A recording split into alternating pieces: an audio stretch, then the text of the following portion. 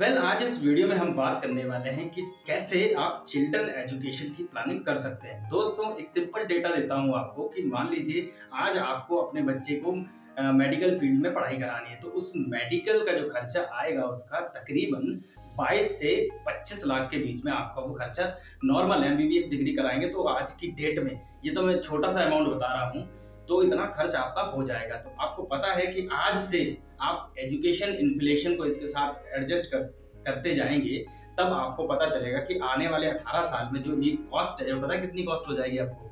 ये पूरे 80 लाख की कॉस्ट हो जाएगी। तो आप सोचिए कि इतनी महंगाई बढ़ जाएगी, उस टाइम आप कैसे अपने बच्चे को एजुकेशन दिला पाएंगे दोस्तों? तो ये बड़ा चिंता का विषय है। तो इसी के ऊपर हम एक प्लानिंग आपको बताने वाले हैं कि कैसे आप अपने बच्चे को एजुकेशन प्लानिंग कर सकते हैं। प्लानिंग क्यों है ज़रूरी? अगर आप कोई घर बनवाते हैं तो उसमें भी एक प्लानिंग चलती है ना। आर्किटेक्चर आता है, स्केच बनाता है, उसके बाद उसके ऊपर कारीगर काम करता है, तब वो कंप्लीट घर बनता है। ये आपको पता होगा। तो क्यों ना आप बच्चे की एजुकेशन की प्लानिंग प्रॉपर आज से ही करके चलें।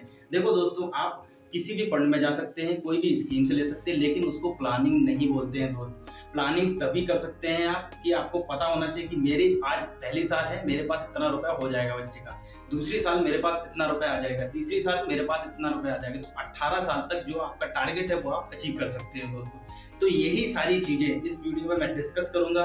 तो दोस्तों, पूरी मैंने एक्सेल शीट के ऊपर बनाई है। अगर आप इसको प्रॉपर फॉलो करेंगे तो आप मंजिल तक जरूर पहुंचेंगे। तो दोस्तों, एक चीज और बता दूं, आप अपने बच्चे के लिए 15 मिनट का टाइम जरूर निकालेंगे। तो मैं इस वीडियो को स्टार्ट करता हूं। मेरा नाम है संदीप सिंह, मैं एक सर्टिफाइड फाइनेंशियल प्लानर हूं। तो मैंने एक शीट बनाई है। ऐसे ही मेरा एक क्लाइंट था, मैंने उसको सजेस्ट किया था और वो उस मुकाम तक तकरीबन 40% पहुंच चुका है। तो आई होप वीडियो पूरा देखें और चलते हैं कंप्यूटर की स्क्रीन के ऊपर।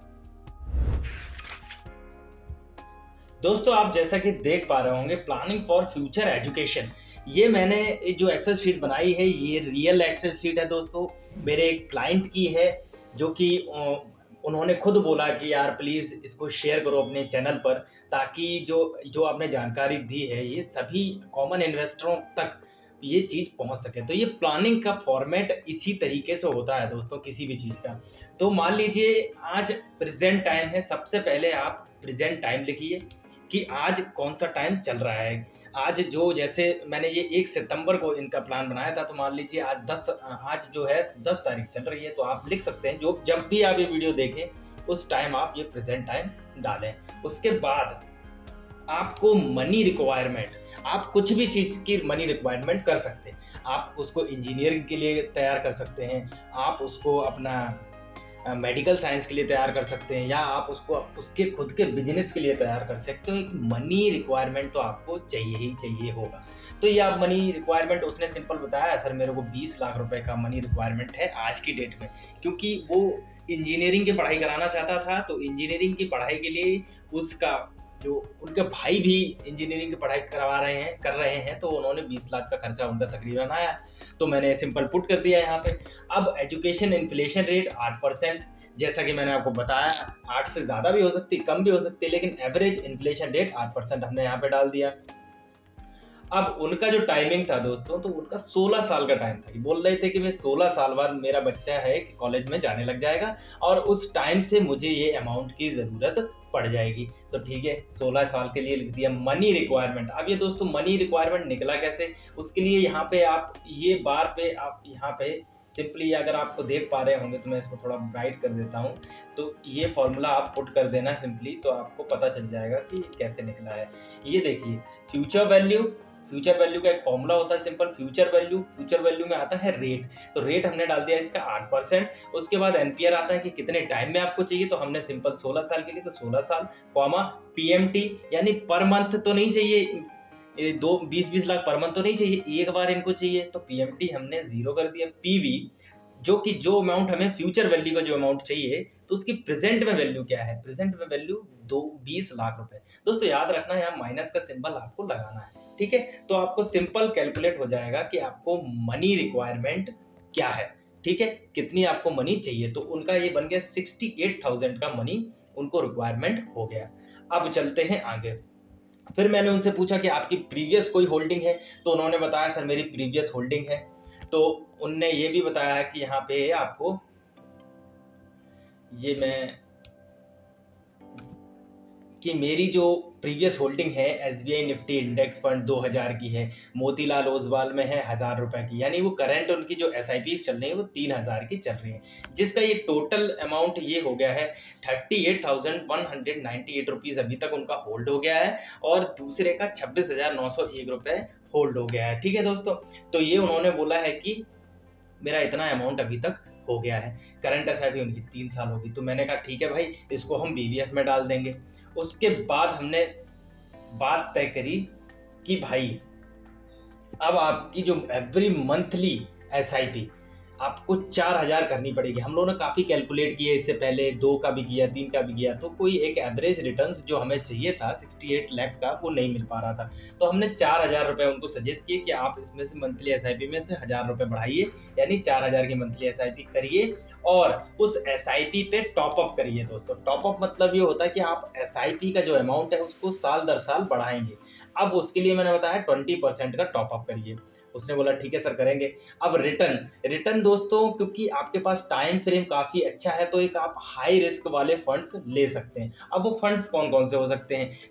सिंपल ये है, वो स्मॉल कैटेगरी के फंड्स हो सकते हैं, या फिर आप फोकस इक्विटी में ले सकते हैं, या फिर कोई सेक्टर फंड्स ले सकते हैं जिनमें कि सटीक काफ़ी रिस्क होता है लेकिन रिटर्न भी काफ़ी होता है, और आपके पास टाइम फ्रेम अच्छा है तो आपका रिटर्न, एवरेज रिटर्न जो मैं बता रहा हूँ वो 18% आप ले सकते हैं आराम से। टाइम डाल दिया हमने 16 साल। ठीक है, अब ये जो चार्ट आ गया ये मेन चार्ट है, इस पे आप फोकस करिए। अब यहाँ पे ईयर मैंने बना दिए, 1 साल, 2 साल, 3 साल, 4 साल, 5 साल, ऐसे करके 16 साल ईयर कर दिए। SIP ग्रोथ, इसको हम टॉपअप जो मैं बोल रहा था, 4000 की इन्होंने SIP स्टार्ट कराई। अब देखिए दूसरी साल में 4400 क्यों हुआ? क्योंकि इसमें जो ईयरली का ग्रोथ है वो 20% का चल रहा है दोस्तों। ठीक है, ओके, यहाँ पे इन्होंने 20% नहीं है, ये 10% है, चेंज नहीं किया। ठीक है, 10% वो बाद में इनका जो स्टेटमेंट था चेंज हो गया, बोले कि नहीं सर 20 तो ज़्यादा हो रहा था, इसलिए इन्होंने 10% का ग्रोथ लगाया। तो 10% के हिसाब से आप यहाँ ग्रोथ देख सकते हैं कि जो SIP की ग्रोथ है जो अगले महीने आया तो 4400 रुपये अगली साल SIP का ग्रोथ आ गया। उसके बाद देखा जाए तो फिर वो 4840 रुपये आ गया तीसरी साल में। चौथे साल में देखा हमने तो 5324 रुपया हो गया।